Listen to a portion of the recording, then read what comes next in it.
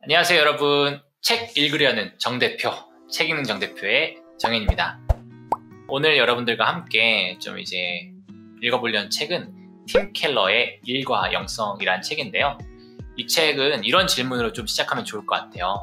여러분, 일하는 게 힘드십니까?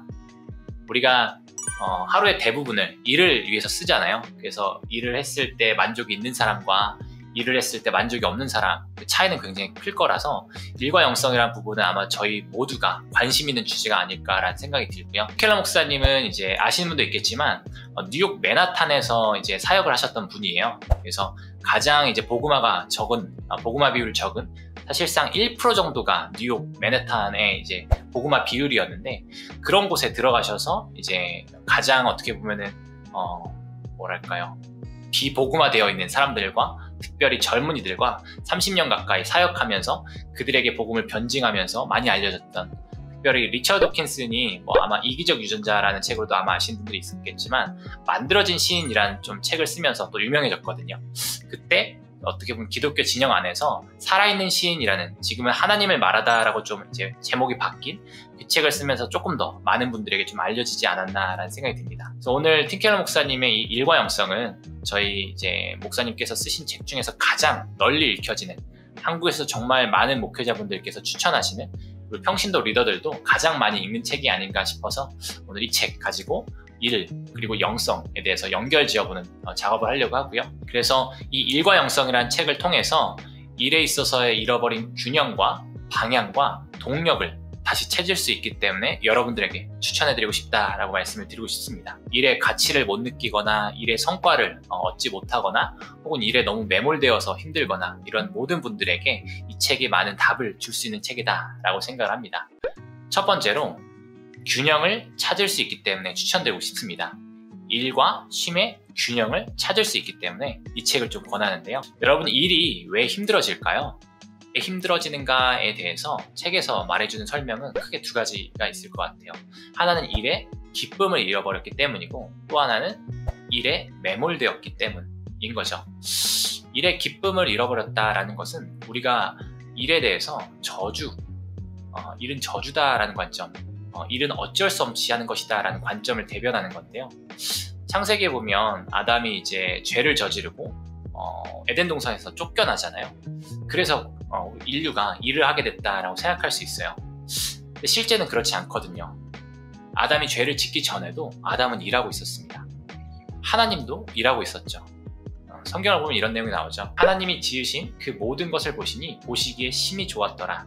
천지와 만물이 다 이루어진니라. 단순히 충만하라 라는 건 인구를 늘리라는 게 아니라 너희가 문명을 세우라, 잘못된 것을 바로잡거나 아직 개발되지 않은 것들을 잘 개발해라, 일해라 라고 주신 거죠.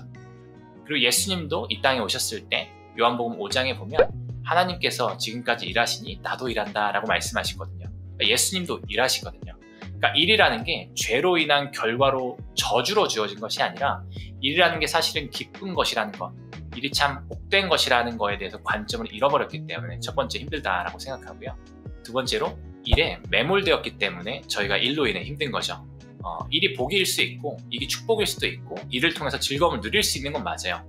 하지만 이 땅이 천국이 아니어서 우리가 일만 한다면, 그리고 일의 결과에서만 자유할 수 없다면, 왜냐면 우리는 천국이 아니어서 말 그대로 일을 열심히 했지만 아무런 결과가 나지 않거나 되려 나쁜 결과가 생기는 경우도 맞이할 수 있거든요. 그럼 그럴 때마다 참 힘들겠죠. 일은 사실 조금 망가져 있는, 죄로 인해서 망가진 형태를 띠고 있기 때문에 원래대로 일하면서 축복을 누리는 것이 아니라 죄로 인해 오염된 일 안에서 저희가 힘들기도 한 거죠. 일로 인해서 어려운 부분들이 있기 때문에 우리가 꼭 회복해야 되는 것이 있는데, 그게 바로 쉼입니다. 요제프 피퍼라는 사람이 여가라는 거에 대해서 설명한 내용이 나와요. 그 책에 보면 이런 문구가 있습니다. 여가란 일이 없는 상태가 아니라 가치나 눈앞의 쓰임새를 떠나서 사물을 있는 그대로 즐길 수 있는 정신적이고 영적인 태도를 말한다.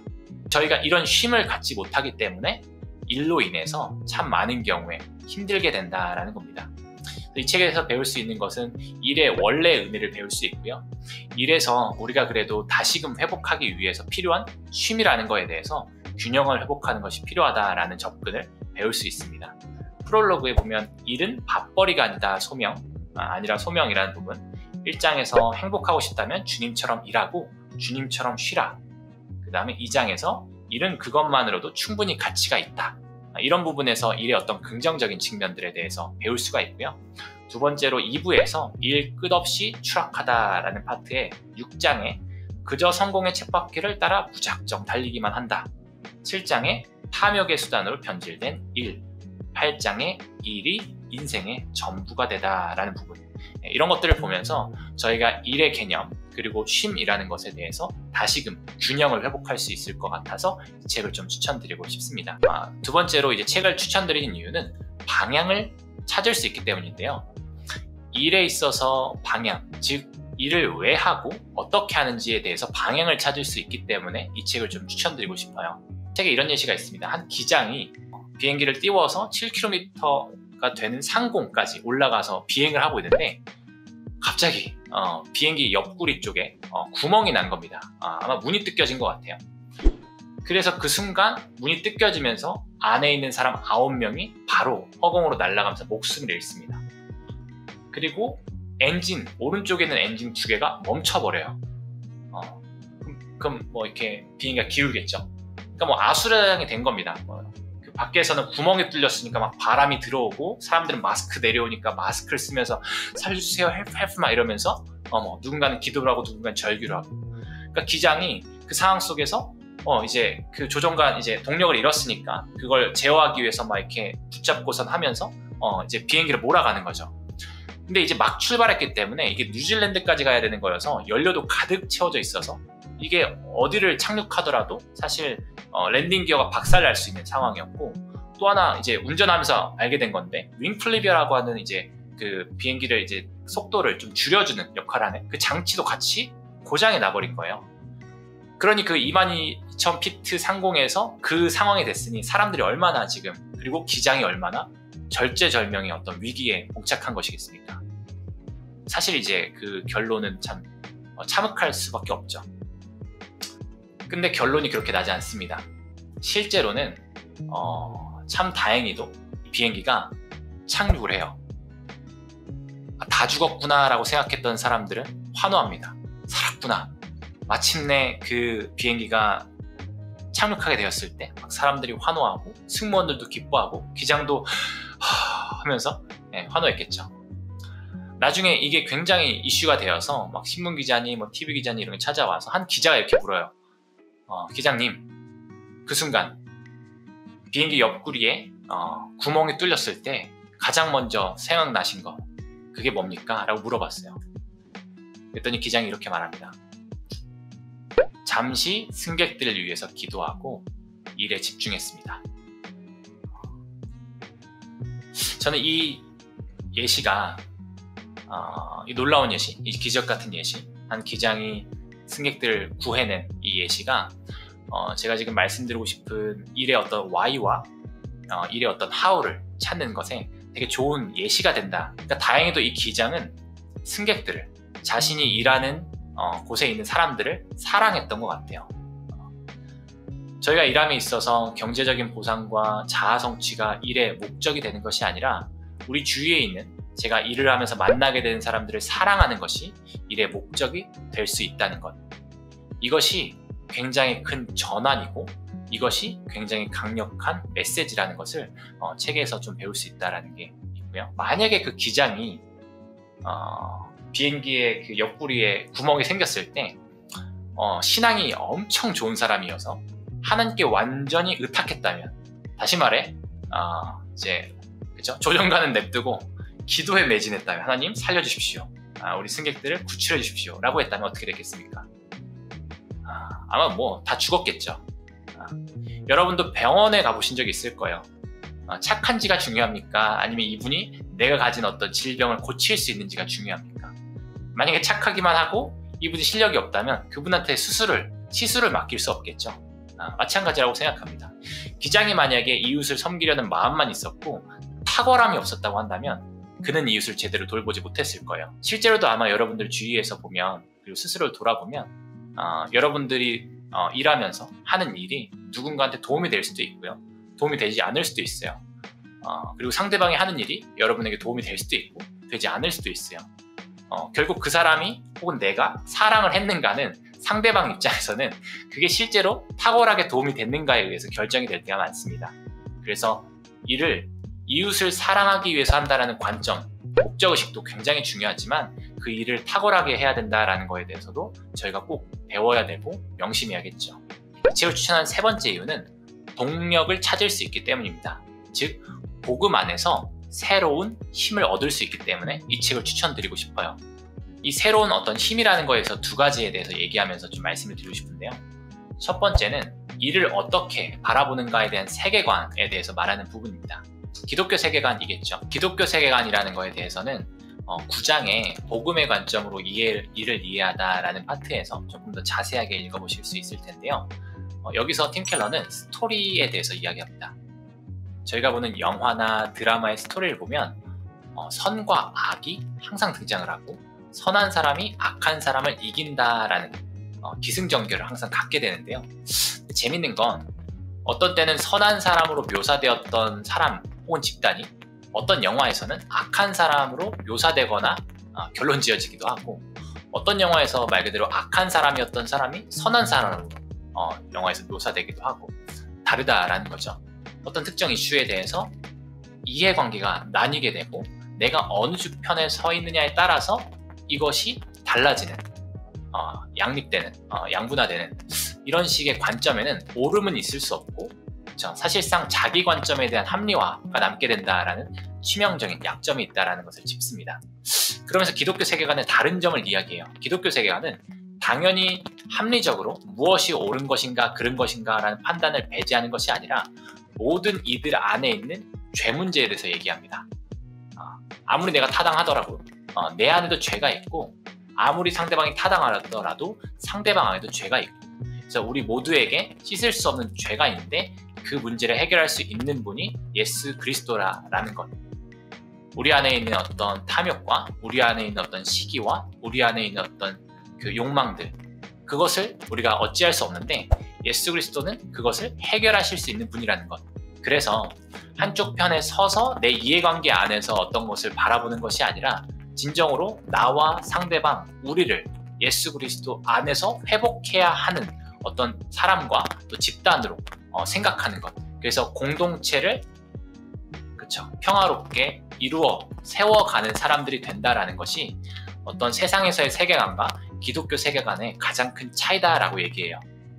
그래서 이런 관점이 있는 사람이 어떤 일을 하게 될 때 그 사람에게 진정한 능력과 진정한 새 힘이 주어지게 된다라고 이야기할 수 있다라는 거죠. 두 번째는 진정한 쉼이라는 부분에 대해서 이야기하는 부분이 있습니다. 이 책이 여러분들한테 굉장히 많이 도움이 될 것 같은데요. 쉼 이면에 다른 쉼이라는 부분에서 묘사하는 부분은 12장 새로운 능력으로 일하다라는 부분에서 조금 더 자세하게 알 수 있는데요. 이 부분에 대해서 좀 알려줄 수 있는 구절이 예수님의 어떠한 말씀 구절에서 시작됩니다. 수고하고 무거운 짐진 자들아 다 내게로 오라. 내가 너희를 쉬게 하리라. 이는 내 멍에는 쉽고 내 짐은 가벼움이라 하시니라. 이게 좀 뭔가 좋은 것 같으면서 애매한데? 라는 느낌을 가졌습니다. 팀 켈러도 그 부분을 좀 해설해 주는데요. 근데 뒤통수 맞은 것 같은 느낌 중에 하나가 뭐냐면 내 멍에는 쉽고 내 짐은 가볍다라고 하세요. 이게 무슨 말이지? 내가 짐을 내려놓고 예수님께로 가려고 그랬는데 예수님이 내려놓고 왔구나. 잘했어. 이거 저 이제 뭐야 나 쉬게 하시려는 거 맞나? 이 패러독스에 대해서 팀 켈러가 해설합니다. 예수님이 내려놓게 하신 세상의 짐은 우리가 세상에서 짊어지고 있는 끊임없는 사실상 완성될 수 없는 일을 의미해요. 우리가 하는 일들은 성공할 수도 있고 실패할 수도 있습니다. 아무리 잘 나가다가도 갑자기 안 될 수 있어요. 그래서 우리는 끊임없이 불안해하면서 성과를 내도 성과를 계속 낼 수 있을까에 대해 불안해하며 살아가죠. 그 일에 끝은 없습니다.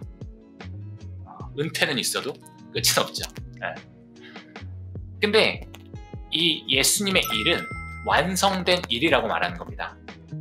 예수님께서는 이미 우리를 위해서 우리의 과거의 죄와 현재의 죄와 미래의 죄를 위해서 돌아가셨고 예수님 안에서 구원을 얻은 자들은 세상에서 성공할 수 있을까에 연연하면서 살아가는 것이 아니라 예수님 안에서 다시 회복될 날, 부활하게 될 날을 꿈꾸면서 예수님의 사랑의 손길로서 살아가는 것이기 때문에 세상에서 내가 성공할 수 있을까 실패할 수 있을까에 대한 두려움 없이 완성된 일, 예수님의 사역 안에서 살아갈 수 있다는 거죠. 그래서 우리가 세상의 관점으로 살아가는 일을 하지 말고 예수님의 관점에서 일하라. 그게 너에게 진정한 쉼을 줄 것이다 라고 얘기하는 게 책에서 얘기하는 부분입니다. 여러분은 어떻게 일하고 계신가요? 여러분이 하는 일 속에서 이걸 내가 달성해야 되는데 라는 걸 불안해하면서 살아가고 계시진 않나요? 혹은 내가 이 일을 떠나서 예수님 안에서 온전한 사람이지, 내가 이 사람이 나를 인정하든 이게 성과가 나든 나지 않든 그럼에도 불구하고 이미 예수님의 사역을 감당하는 사람이지 라는 마음을 갖고 계신가요? 이 관점이 있을 때 정말 진정으로 복음 안에서 새로운 동력, 힘을 가지고 일할 수 있고 진정한 쉼을 누릴 수 있다 라고 팀 켈러가 추천하고 있습니다. 몇 가지 추가로 좀 읽었으면 하는 책들을 좀 추천드리고 싶네요. 답이 되는 기독교라는 책인데요. 현대 세속주의의 관점들을 어떻게 해석할 수 있는가에 대해서, 그러니까 우리가 일터인 세속화된 세상 속에서 여러 관점들이 있잖아요. 이 포스트 모던 시대 속에서. 그래서 기독교적으로 어떻게 해석할 수 있는가라는 걸 좀 알려준 책이어서 이 책을 좀 추천하고 싶고요. 두 번째 책 같은 경우에는 내가 만든 신이라는 책을 좀 추천드리고 싶은데요. 이 책은 우리가 살아가면서 우리가 하나님 자리를 대신해서 채워넣은 나의 어떤 내 소원, 아니면 돈, 명예, 권력, 이런 것들, 심지어 사랑조차도 하나님 자리를 대신해서 채워놓은 자기의 우상일 수 있다는 것에 대해서 얘기를 해줍니다. 그래서 이 또한 이를 통해서 우리가 쉽게 범할 수 있는 오류이기 때문에 이 앞에서 말씀드린 답이 되는 기독교, 내가 만든 신이라는 책을 좀 추천드리고 싶고요. 세 번째 책으로는 하영록 목사님의 P31이라는 책을 추천드리고 싶습니다. 이 책에선 저자가 자기가 목숨이 위태로운 상황에서도 어떻게 이웃을 사랑했는지를 좀 보여주는 생생한 스토리가 담겨 있고요. 잠언을 통해서 어떻게 경영하는가에 대해서 이제 그 철학을 배운 것을 좀 공유해주는 책이어서 실제로 비즈니스를 하시는 분들한테 많은 도움이 되는 책일 것 같다라는 생각이 듭니다. 네 번째 책으로는 신동렬이라는 국내 저자가 쓴 소명에 답하다라는 책을 추천을 드리고 싶습니다. 아마 앞에서 제가 추천드렸던 일과 영성이나 아니면 답이 되는 기독교나 내가 만든 신, 그 뒤에 P31에 대해서도 조금 뭔가 추상적인데 라고 느끼시는 분이 있을 수 있다고 생각해요. 어떤 분이 그러냐면 내가 지금 진로를 찾고 있거나 구체적으로 진로를 어떻게 변경할지에 대한 고민을 하시는 분들한테 뭔가 조금 더 구체적인 내용이 필요할 수 있다고 보거든요. 그런 분들이 이 책을 읽으면 되게 좋겠다. 왜냐면 좀 구체적인 가이드 안에서 4가지 나침판이라는 걸 좀 얘기하기 때문에 이 책을 좀 추천을 드리고요. 마지막 책은 제가 지난번에 한번 소개해드렸던 피터 드러커의 자기경영 노트도 추천을 드리고 싶습니다. 우리가 지식근로자로서 목표를 달성하기 위해서 어떤 것이 필요한가, 어떤 습관이 필요하고 어떤 리더십이 필요한가 라는 걸 얘기해 줌으로써 아까 그랬잖아요. 탁월함이 필요하다라고. 이웃을 사랑하는 탁월함이 필요한데 어떻게 그것을 만들 수 있을까, 어떻게 배울 수 있을까 알 수 있는 책이어서 마지막으로 이 책을 좀 추천을 드리고 싶네요. 오늘 이렇게 일과 영성이라는 책을 추천드리고 나니까 제가 잃어버렸던 어떤 균형과 방향과 동력에 대해서 다시 한번 좀 리마인드 해보고 생각해 볼 수 있는 시간이 된 것 같아서 저 스스로도 굉장히 좀 유익했던 시간이었던 것 같습니다. 이 땅이 천국이 아니어서 우리에게 때때로 어려움이, 다시 말하면 가시덤불과 엉겅퀴가 우리의 일 속에 나타나지만 저희가 가치 있게 살아가기 위해 필요한 지식, 그래서 지식 있는 사랑 안에서 우리 열심히 또 일해보면 좋겠다라는 생각이 드네요. 자, 오늘 추천 이렇게 마치겠습니다. 수고하셨습니다.